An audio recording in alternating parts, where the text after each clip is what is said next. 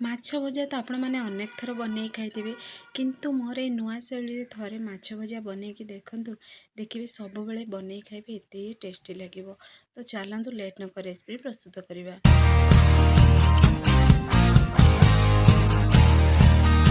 ତ ପ୍ରଥମେ କିଛି ମାଛ ନେବା। ତ ଏଇଠି ମୁଁ ନେଇଛି କାନମୁଦା ମାଛ। ତ ମାଛକୁ ଭଲସେ କ୍ଲିନ୍ କରି ଧୋଇଦେବା। ଧୋଇ ସାରିବା ପରେ ସେଥିରେ ଆମେ ଦେବା ମସଲାର କୋଟିଂ ଦେବା।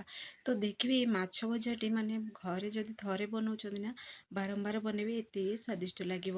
ମୋ ଗୁଣ୍ଡ ମସଲାରେ ଦେଖନ୍ତୁ, ହଳଦୀ ଗୁଣ୍ଡ ନେଇଛି 1 ଚାମଚ, ରାଗ ଲଙ୍କା ଗୁଣ୍ଡ ନେଇଛି 1 ଚାମଚ, ପୁଣି ଜିରା ପାଉଡ଼ର 1 ଚାମଚ ନେଇଛି, ପୁଣି ନେଇଛି ଧନିଆ ପାଉଡ଼ର 1 ଚାମଚ, ପୁଣି ଦେବା ସ୍ୱାଦ ଅନୁସାରେ ଲୁଣ ଏଡ଼୍ କରିଦେବା। ଆପଣମାନଙ୍କୁ ଯାହା ବି ମସଲା ପସନ୍ଦ ଆପଣମାନେ ଏଠି ଏଡ଼୍ କରିପାରିବେ। ପୁଣି ଦେଖନ୍ତୁ ଏଠି ନେଇଛି ଅଦା ରସୁଣ ଶୁଖିଲା ଲଙ୍କାର ମୁଁ ପେଷ୍ଟ ଏଡ଼୍ କରିଛି 1 ଚାମଚ। ଶୁଖିଲା ଲଙ୍କା ପେଷ୍ଟ ଏଠି ପୁରାପୁରି ଅପସନାଲ୍ ଅଛି, ଆପଣମାନେ ଚାହିଁଲେ ଏଡ଼୍ କରିବେ, ନହେଲେ କଞ୍ଚା ଲଙ୍କାର ପେଷ୍ଟ ବି ଏଡ଼୍ କରିପାରିବେ। ପୁଣି ଅଳ୍ପ ଟିକେ ସେଥିରେ ଆମେ ଏଡ଼୍ କରିଦେବା ସୋରିଷ ତେଲ। ତ ଆପଣମାନେ ତ ଜାଣିଥିବେ ମାଛ ଭଜାରେ ସୋରିଷ ତେଲର ଫ୍ଲେଭର ବହୁତ ବଢ଼ିଆ ଲାଗିବ। ତ ଏବେ ଆମେ ଭଲସେ ଟିକେ ମିକ୍ସ କରିଦେବା। ତ ଦେଖନ୍ତୁ ଏଇ ପ୍ରୋସେସ୍ରେ ଯେମିତି ମାଛ ଉପରେ ପୁରା ମସଲାର ପୁରା ଭରପୁର ମାତ୍ରାରେ କୋଟିଂ ହେଇଯିବ। ତ ଏଇଭଳି ପ୍ରୋସେସ୍ରେ ଆମେ ଭଲସେ ଟିକେ ମିକ୍ସ କରିଦେବା। ମିକ୍ସ କରି ଆକୁ ଆମେ 15 ମିନିଟ୍ ପାଇଁ ଟିକେ ରେଷ୍ଟ ପାଇଁ ରଖିଦେବା।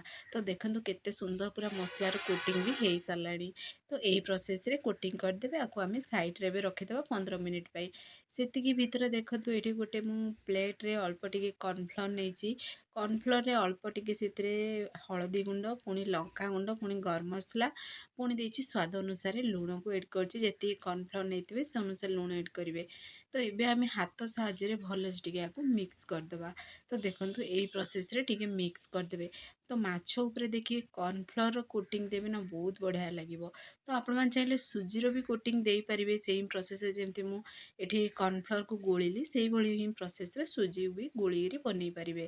ତ ଏବେ ଆମେ କ'ଣ କରିବା, ସେଥିରେ ପାଣି ଟୋଟାଲ୍ ଏଡ଼୍ କରିବାନି, କେବଳ ମାଛ ଉପରେ ହିଁ ଦେଖନ୍ତୁ ଏଇ ପ୍ରୋସେସ୍ରେ କୋଟିଂଟା ଦେବେ। ତ ଦେଖିବେ ବହୁତ ବଢ଼ିଆ ତା'ର ଫ୍ଲେଭର୍ ଆସିବ, ଖାଇବାକୁ ପୁରା ଟେଷ୍ଟି ଲାଗିବ, ବହୁତ ବଢ଼ିଆ କ୍ରିସ୍ପି ବି ବନିବ। ତ ଆଗକୁ ଦେଖେଇବି କେମିତି କ'ଣ କ୍ରିସ୍ପି ବନୁଛି ମାଛ ଭଜାଟି। ତ ଆପଣମାନେ ପଖାଳ ସହିତ ଖାଆନ୍ତୁ, ଏମିତି ସ୍ନାକ୍ସରେ ଖାଆନ୍ତୁ, କି ଭାତ ଡାଲି ସହିତ ଖାଆନ୍ତୁ, ପୁରା ଜମିବ। ତ ଦେଖିବେ ଏମିତି ମାଛ ଯଦି ବନାଉଛନ୍ତି ନା, ପଖାଳ ପୁରା କଂସାଏ ଖାଇଯିବେ, ଏତେ ଟେଷ୍ଟି ବି ଲାଗିବ। ଆଉ କେତେବେଳେ ସରିଯିବ ପଖାଳ ଜାଣି ହିଁ ପାରିବେନି, ଏତେ ସ୍ୱାଦିଷ୍ଟ ଗରମ ଗରମ ମାଛ ଭଜା ଯଦି ବନେଇକି ଖାଉଛନ୍ତି। ତ ସେମ୍ ପ୍ରୋସେସ୍ରେ ଆମେ ସବୁ ମାଛ ଉପରେ ଏଇଭଳି ଆମେ କର୍ଣ୍ଣଫ୍ଲୋର୍ର କୋଟିଂ ଦେଇଦେବା। ତ ଦେଖନ୍ତୁ କେତେ ସୁନ୍ଦର ବି ଦେଖାଯାଉଛି ନା। ତ ଏଇ ପ୍ରୋସେସ୍ରେ ଏଠି ମୁଁ ମାଛ ଉପରେ କୋଟିଂ ଦେଇଛି। ତ ଏଠି ଗୋଟେ ମୁଁ କରେଇ ନେଇଛି, କରେଇକୁ ପ୍ରଥମେ ଟିକେ ଗରମ କରିବାକୁ ଦେବା। କରେଇ ଟିକେ ଗରମ ହେଇସାରିବା ପରେ ଆମେ ସେଥିରେ ଏଡ଼୍ କରିଦେବା ରିଫାଇନ୍ ତେଲ। ଆପଣମାନେ ଚାହିଁଲେ ସୋରିଷ ତେଲରେ ବି ବନେଇ ପାରିବେ ଏଠି। ତ ମୁଁ ଏଠି ରିଫାଇନ୍ ତେଲରେ ହିଁ ବନାଉଛି। ତ ତେଲକୁ ଟିକେ ଗରମ ହେବାକୁ ଦେବା। ତେଲ ଟିକେ ଗରମ ହେଇସାରିବା ପରେ ଆମେ ସେଥିରେ ଏଡ଼୍ କରିଦେବା ମାଛକୁ। ତ ଯେହେତୁ ଏଠି ଟିକେ ଛୋଟ କରେଇ ଅଛି, ତ ମୁଁ 2ଟା ହିଁ ମାଛ ଏଡ଼୍ କରିଛି। ତ ଆପଣମାନେ କରେଇ ଅନୁସାରେ ବା ତେଲ ଯେତିକି ଦେବେ ସେ ଅନୁସାରେ ଏଠି ମାଛକୁ ଏଡ଼୍ କରିବେ। ଗୋଟେ ସାଇଡ଼୍ ଟିକେ ଫ୍ରାଏ ହେଇସାରିବା ପରେ ଆମେ ଓଲଟେଇ ଦେବା ମାଛକୁ। ତ ସେମ୍ ପ୍ରୋସେସ୍ରେ ଆଉ ଗୋଟେ ମାଛ ବି ଓଲଟେଇ ଦେବା। ତ ଦେଖନ୍ତୁ କେତେ ସୁନ୍ଦର ବି ଦେଖାଯାଉଛି ନା।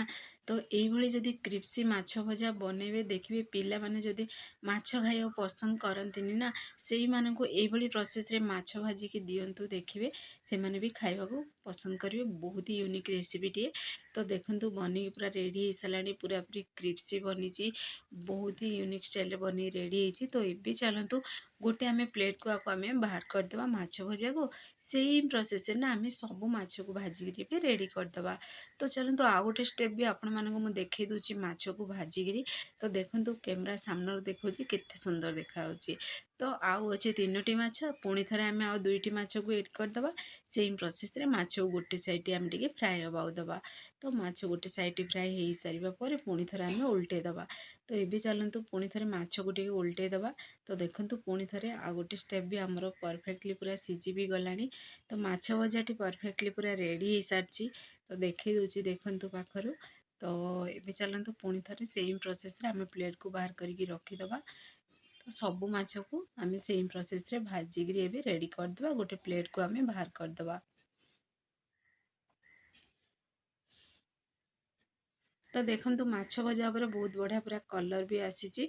तो ये अल्प टिके से एड करदे आम धनिया पत्र एटा पूरापूरी ऑप्शनल अच्छी आपण मैंने चाहिए एड करेंगे ना स्किप भी करें जमी सुंदर देखा तो मुझे एड करची पुणी थे अल्प टिके पियाज साइड को दबा तो एमती भी आपण मैंने माछ को पियाज सहित खाईपर बहुत बढ़िया टेस्टी लगे तो घरे निश्चय ट्राए करूँ तो आपण मैंने जब भिडियोटी मोर पसंद आसो ताहले सांग मानक शेयर करूँ लाइक करूँ चैनल जब नुआ अच्छा चैनल को सब्सक्राइब कर दिंतु बेल आइकन क्लिक कर दिंतु जहाँफल मोर सब वीडियो नोटिफिकेशन प्रथम आपण मानक पहुँचो मुझे इजी इजी वीडियो नहीं आसपी आपण मैंने देखिए घरे निश्चय ट्राए करूँ तो देखो फाइनाली आमर प्रस्तुत हो गला माछ भजा रेसिपीटी तो आपण मैंने घरे निश्चय ट्राए करूँ केमती लगे कमेंट बॉक्स में मत कमेंट करूँ फेसबुक पेज देखुं ताहले फेसबुक पेज मोर फॉलो करूँ तो घरे ट्राए करने को जमार भूलुनी।